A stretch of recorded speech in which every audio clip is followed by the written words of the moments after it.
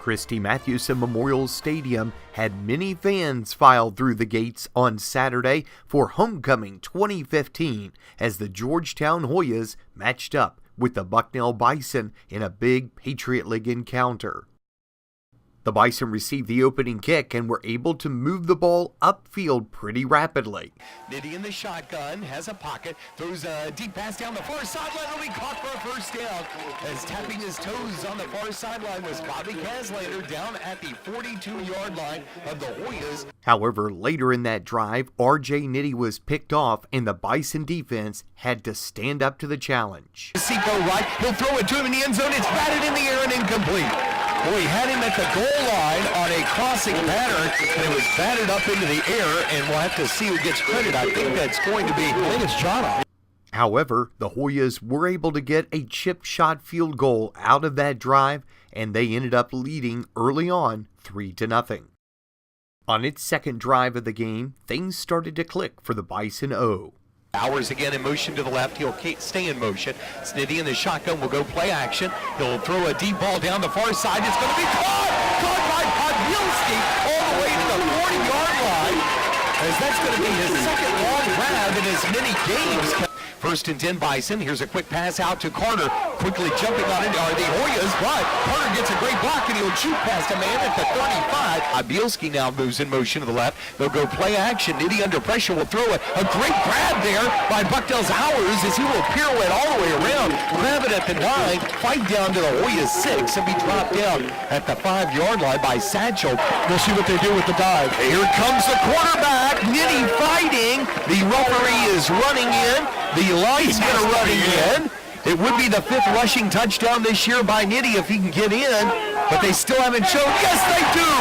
Head skyward, touchdown! Your Bucknell Bison, R.J. Nitty's 6'5" frame was able to push the pile forward for his 5th rushing touchdown of his junior year. When the Hoyas got the ball back, they moved back down the field quickly. However, Bucknell's defense came up with another big play. One wide out to the boundary. That's the right side as the Hoyas move right to left. Nolan to pass. Has his man cut down, so he's going to be under duress. He'll be sacked. Great pressure by the Bison defense is coming in there at that time. In Richard and R.J. Sheldon. And Sheldon will get his first career sack.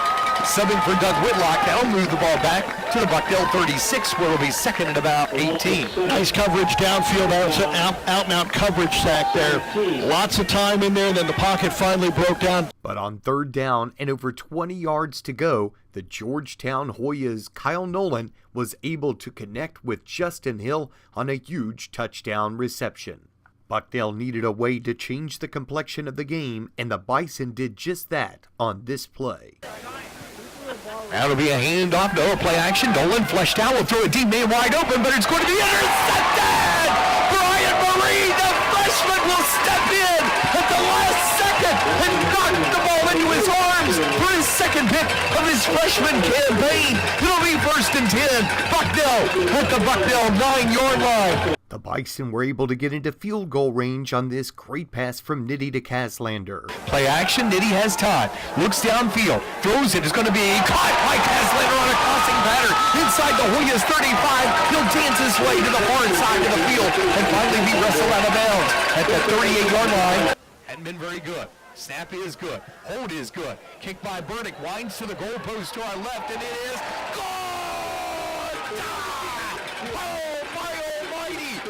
Sophomore John Burdick with his longest ever field goal, and the Bison will pull within a point of the Georgetown Hoyas 10-9. The Bucknell defense came up with a big play on Georgetown's next series. Just gets the snap, goes with a quick pass, it's batted in the air! Anderson got his hands up and bats it. He's patting himself on the chest, and Bucknell again will force a punt here. That allowed the Bison late in the first half to get into field goal range. Nitty to pass again. Pressure is on. Now he's going to dump it out of the backfield. Williams will make a man miss. Here he comes up the far sideline to the 40, to the 35, and it'll be wrestled down at the 34-yard line. It's now 1st and 20. Back to pass Nitty. Flushed out of the pocket. Now he'll step up. He'll throw on the move. It's going to be caught. Caught by Bucknell inside the 20. Caslander will be dropped at the 19. However, with a chance to give the Bison a lead going into the halftime intermission, John Burdick's kick just sailed wide to the right. After the Bison defense held the Georgetown Hoyas on their first offensive possession of the second half, Bucknell's O began to move the ball again. On the pistol is Nitty. He's going to go handoff left to Williams. Big hole up the middle. He'll break it into Georgetown territory. This will be spun down inside the Hoyas 45. But the Bison offense came up a little short on a great defensive play against Will Carter. Of course, the Bison defense would have a say as well on how the Georgetown offense ran. Nolan takes the snap. Now he's going to look. Now he's going to dance. Now he's going to be sacked. Oh, my almighty. Schumacher comes up there and blasts him from behind. And he has his 3.5 sack this year after a career-high 6-tackle performance against the Black Knights of Army last week. Kevin, Bucknell, one of the best in the country in terms of sacks and tackles for loss. Shoe dropped the big boot that time. He came right back from the blind side. No one ever saw him.